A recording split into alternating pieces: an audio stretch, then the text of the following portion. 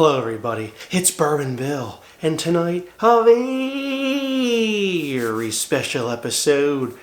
We're diving in deep into what could be my rye of the year already in 2025, and we're going to talk about just how we got there from 2024 until now, and which one's better, my rye of the year last year, or the new one this year. It's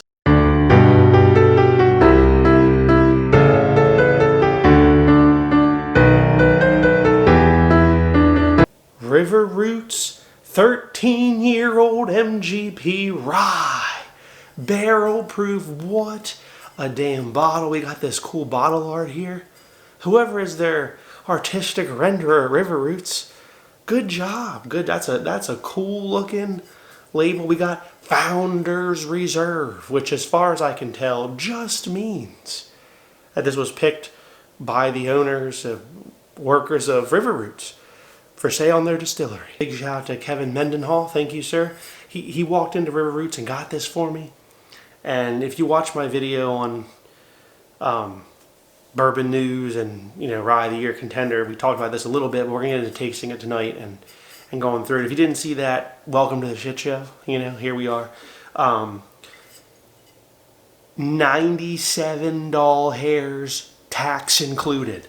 Holy shit. For a 13-year-old barrel proof MGP Rye, $97 hairs with tax at the distillery. So that's pretty cool.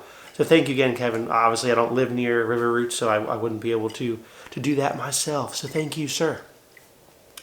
This one's barrel number 160 for those that care.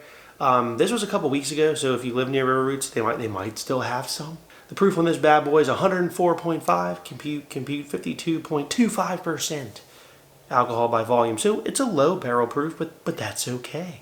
Now, pretty cool. Gotta say, love the green wax, but it is a bit tough. River Roots, if you're watching this, I've had to cut both of these sons of bitches with a knife to get them open because the little pull tabs tore on me. So if I have one criticism, it's that. But other than that, I love the bottle shape.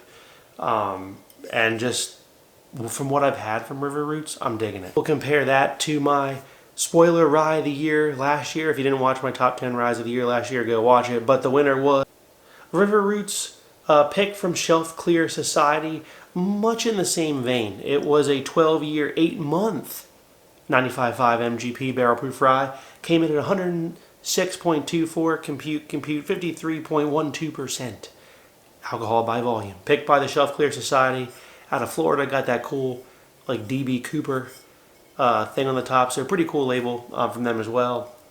Now, let's take a moment to talk about, I know that this bottle in particular, because they told me, okay, that's why I know, was from the same batch that Bullet 12 Year was pulled from. Okay, so when we think about that, Bullet 12 Year was phenomenal last year. It was like 92 proof or something like that. And that was a blend of 12 year, and then there was some 17 year in that. But MGP, for some stupid reason, in 2024, sold off a ton of high-aged rye barrels. They did.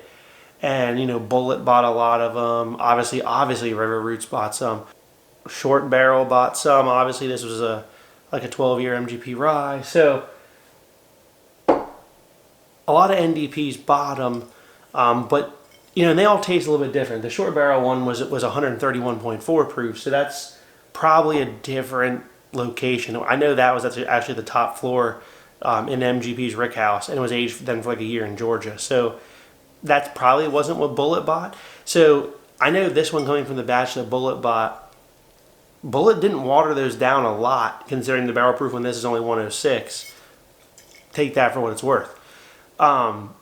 But it looks like that high-aged MGP rye trend is continuing in 2025, because here's a 13-year that the founders of River Roots picked, right? And now I don't know if this was from the same batch as that. We'll taste and find out if we feel they're similar enough or they're a little bit different. But guys, this is some of the best rye available, and the price isn't that bad. The Shelf Clear Society pick was like $130 hairs. Okay, so the Short Barrel was like $100 to $115 hairs. I mean, the price on these is very, very reasonable for double-digit age-stated rye at barrel proof. It's unheard of. So MGP sold these barrels off, I'm guessing fairly cheap because of the pricing, right, that we're getting. And they're phenomenal. And it looks like there's still some left in 2025, which is the biggest news story of the century. All right. I had Rita pour these up for me blind in the old black and blue glasses. So I don't know which is which, so we'll see which one I like better blind here tonight. You're getting a blind flight in the middle of this. Like, aren't you some lucky sons of bitches? In the blue, you'll know what it is through the magic of editing. God damn, does that smell good. Just so much candy, like barrel candy and oak and citrus and leather. Wow, rye spice. God, that's phenomenal. Let's take a sip. Good Lord, that's delicious.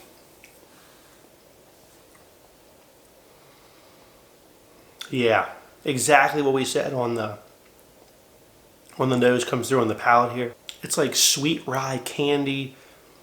There's a big dose of oak here, but it's like sweet up front. There's some good citrus notes here. The oak's heavy here though, as well as like a barrel char. It's like maple barrel char rye candy. It's delicious. All right, in the black. Is it the same? Is it different? Which one's better? We're about to find out. On the nose. This one's got like a brown butter, brown sugar with the rye spice and with the oak. Not quite as sweet. There's a more like mature oak note that comes on this, and it's less of the sweetness, less of the citrus, and it's got this like brown sugar butter and like oak note with the rye spice. I'm digging it. Down the hatch. Oh, good Lord. Wow. Wow. This one's got a lot of brown sugar oak and rye spice on it. The oak here feels a little more mature. There's a lot less citrus and a lot less maple, but it loses that, but then it replaces it with like a more well-rounded oak and like this brown sugar butter note. It feels a little smoother throughout as well. Digging it. They're both very mouth coating. Now I don't, which one's better? Gosh, I'm so torn on these. I really don't know. I don't know. I've gone back and forth on them. I think the blue's slightly better because I like this one. Actually has a little bit more citrus in it. Now, the second time going through this, the black one started to pick up some citrus too, but it's not as much as this one. I felt like the oak was a little smoother, more mature on the black one actually, and it reminded me of like a little bit of like brown sugar butter note on the back, which was weird. But then the citrus was under that. Like the second time I sipped it, I say these are neck and neck. The blue one though was more complex, and the oak was just stronger on the back end, although it didn't quite feel as mature as the black. So because of the complexity note, and we're splitting hairs, but I think the blue's my winner tonight. Because of the extra citrus on the blue, I think that was a Shelf Clear Society pick, because that was the same lot as Bullet 12, and Bullet 12 had that citrus thing going on. Let's get the answer key and see if I was right. And honestly, both are winners. I mean, you can't go wrong with either, but I do prefer the blue, which I think it was a Shelf Clear. Let's see. All right. Blue was the Founder's Reserve. Oh, well, there you go. Age is everything. What can you say? 4 more months? That doesn't seem right. See, having the Shelf Clear Society without this present, this felt like a lot of citrus.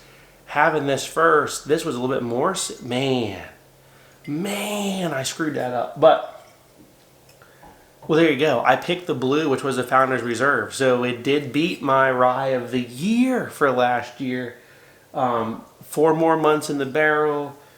Like 2 proof points. Well, not even 2 proof points less. But, man. Neck and neck, though. I mean, I was barely. You know what I'm saying? Barely. But, man, guys. You got to get yourself one of these high-age MGP Ryes this year. River Roots is a fantastic option. It really is. Short Barrel had some last year.